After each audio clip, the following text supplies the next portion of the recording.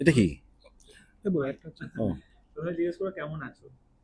আমরা তো ভালোই আছি। একদম। হ্যাঁ, ভালোই আছি। আচ্ছা, এই দুজনকে আগে দাদার কাছে আসি, যে প্রথমে একটু এত জনকে নিয়ে একটা এই যে শুটিং করা, কতটা চাপ থাকে মাথার মধ্যে? একদমই চাপ ছিল না গো। তার কারণ এরা প্রত্যেকেই আমার খুব কাছের, প্রত্যেকেই আমার বন্ধু স্থানীয়, দাদা স্থানীয়। লোকনাথদার সাথে অনেকদিন থেকেই পরিচয়। আগের কাজটাও লোকনাথদা আমার সাথে করেছে। এবং বাকি যারা পদাদা আমি যখন প্রথম কলকাতাতে ছোটবেলায় আসি, ফার্স্ট টাইম পদাদাই আমাকে সারা কলকাতা নিয়ে ঘুরে বেড়ায়। আমি ছোটবেলায় তখন ছোটই ছিলাম একদম। তো প্রত্যেকেই আমার দাদা, কাকা স্থানীয়, যারা বয়স্ক সিনিয়র যারা আছেন। আর যারা ছোট তারা প্রত্যেকেই আমার বন্ধু স্থানীয়, এবং আমরা একসাথে আড্ডা মারি অন্য সময় ক্যাফেতে বসে বা অন্য জায়গাতে। তো আমার জন্য খুব ইজি হয়ে গেছে। আর যেহেতু লোকনাথ দা, প্রশান এরা প্রত্যেকে থিয়েটার থেকে বিলং করে এবং এরাও একটা ডিরেক্টর, তো সেক্ষেত্রে আহ, অনেক কাজ, অনেক মানে কঠিন জিনিস অত সহজভাবে কিভাবে করতে হবে সেগুলো ওনারাও আমাদেরকে হেল্প করেছেন। তো আমার জন্য তো ইজি হয়েছে। লোকনাথের চরিত্র সম্বন্ধে যদি একটু, আমি লোকনাথ দার, সরি মানে, হ্যাঁ লোকনাথ, হ্যাঁ, না, আমার চরিত্র হচ্ছে এখানে বলহরি বলে একটি চরিত্র, যে লকডাউনের সময় তার কাজ হারায়। সে ড্রাইভিং করতো, একটা অন্যের গাড়ি চালাতেন।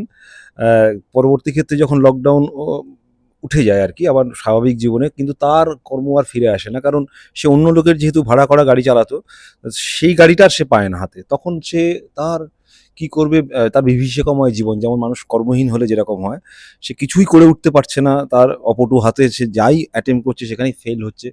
তারপরে ওই নিজের জমানো কিছু সঞ্চয় দিয়ে বা স্ত্রীর জমানো কিছু সঞ্চয় দিয়ে সে একটা এই গাড়ি কেনার মনস্থির করে, কিন্তু গাড়িটা কিনে উঠতে পারে না। এটা সব ভাইজান কিনে নিয়ে আসে।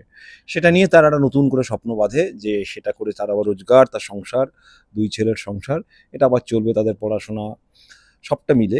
কিন্তু সেটা প্রতি পদে পদেই সে বাধাপ্রাপ্ত হয়, নানান কারণে বিপত্তি হয়। সেটা একটা হচ্ছে যন্ত্রের যন্ত্রণাতে, মানে সববাহিনী যান যে যন্ত্রটা, সেটা তো খুব কম পয়সায় কিনেছিল, ফলে তার যা অবস্থা, সস্তার ৩ অবস্থা, সেই একই অবস্থার মধ্যে পড়ে।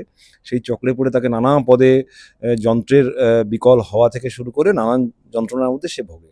তারপরেও সেই পর্বটা কাটিয়ে উঠেও যেটা অমোঘ হয়ে আসে, সেটা হচ্ছে এই রাজনীতিকরণ। যে একটা গ্রামে কেন এই ধরনের মোটরবাহিত যান আসবে, যে সব কে বহন করে নিয়ে যাবে, এইটা সংস্কৃতির বিরুদ্ধে চলে যাবে, সংস্কারের বিরুদ্ধে চলে যাবে। সেই নিয়ে প্রতিবাদ, প্রতিরোধ, আন্দোলন, ভোটাভুটি, রাজনীতি, বোমা, গুলি, সবটা মিলে একটা ক্রাইসিস তৈরি হয়। সেখান থেকে আমরা উত্তরণের পথে যাওয়ার চেষ্টা করি। এই পুরো চরিত্রটা বলহরি ওই গাড়িকে নিয়ে এবং তার সংসারকে নিয়ে আবর্তিত হয়। এই যে একটা কথা জিজ্ঞেস করি, যে স্বর্গরথ ব্যাপারটা, এইটা হঠাৎ করে মাথায় কিভাবে এলো যে এইরকম নিয়ে একটা সিনেমা তৈরি করা যায়?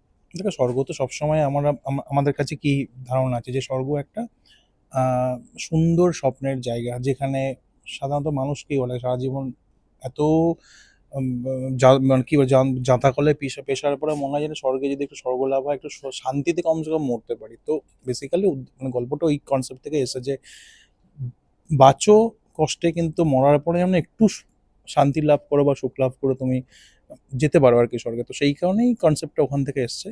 এবং কনসেপ্টটা ভেবেছে আমাদের ইমন চক্রবর্তী এবং চ্যানেলের প্ল্যাটফর্ম এইটা যারা ক্রিয়েটিভ টিম তারা, এবং তারা খুব সুন্দরভাবে এটাকে এক্সিকিউট করেছে মানে স্ক্রিপ্টে। এবং সেটাই আমাদের মনে হচ্ছে একটা অন্য ধরনের আহ, অন্য ফ্লেভারের একটা গল্প দিতে পারে আর কি।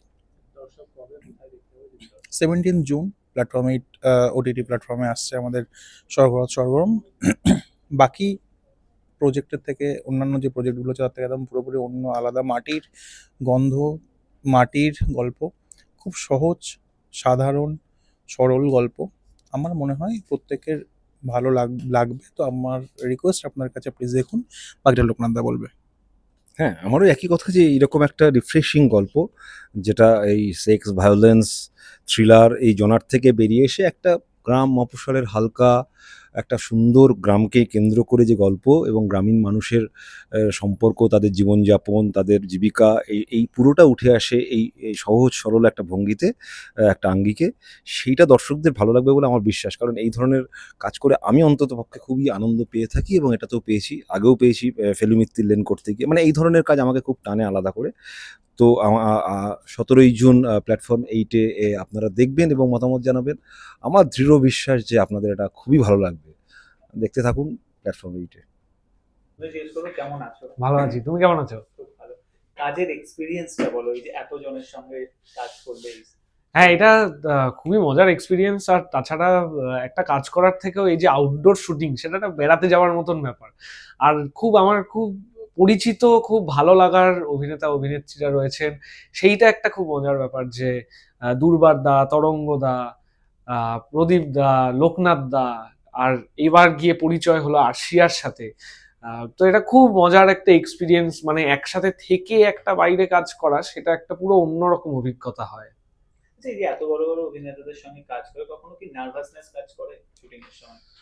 নার্ভাসনেস যা কাজ করে সেটা মানে নিজের কাজের প্রতি নার্ভাসনেস, মানে সেটা এ আছে বলে বা ও আছে বলে নার্ভাস এরকমটা নয়, মানে আমি কতটা প্রিপেয়ার্ড সেই নার্ভাসনেসটা কাজ করে। তো আমরা ট্রেলার দেখেছি অলরেডি, হুম। এবং সেখানে অনেক হাসি মজা আছে। হ্যাঁ, শুটিং এ যদি এরকম একটা হাসি মজার এক্সপিরিয়েন্স শেয়ার ও করো। প্রচুর হাসি মজার এক্সপিরিয়েন্স আছে, কি যে বলবো।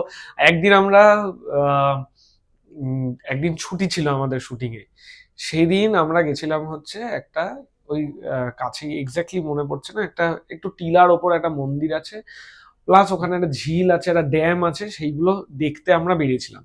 তো সেখানে মাঝে মধ্যেই নেমে প্রদীপ দা খাবে, হ্যাঁ লোকনাথ দা না আগে ওই মন্দিরটায় যাব, দুর্বার দা না একটু বসে রাখে, একটু সময় এখানে ব্যয় করি। তো এবার নানান রকম চাহিদা সেই ছুটির দিনে বেড়াতে বেরিয়ে, সেইটা খুব মনে আছে। আর আমাদের যেখানে শুটিং হয়েছিল সেইখানে কাছে একটা ওই মেলা হয়েছিল, সেই মানে সেই গ্রামের মেলা আর কি। তো সেখানে একটা মানে সাঁওতালি মেলা, সেখানে মুরগির লড়াই হচ্ছে, সেখানে তীর ধনুক বেচা কেনা হচ্ছে, নানা রকম। সেই মেলাটা দেখতে যাওয়ার একটা দারুণ এক্সপিরিয়েন্স। আসছে দর্শকদের কি বলবো? 17ই জুন আমাদের সিরিজ স্বর্গরথ স্বর্গরম আসছে প্ল্যাটফর্ম 8-এ। আপনারা অবশ্যই তাড়াতাড়ি সাবস্ক্রাইব করে দেখে ফেলুন এবং বাকি কাজগুলো দেখে ফেলুন। সবাইকে বলবো যে আপনারা দেখে আমাকে চটপট জানাতে।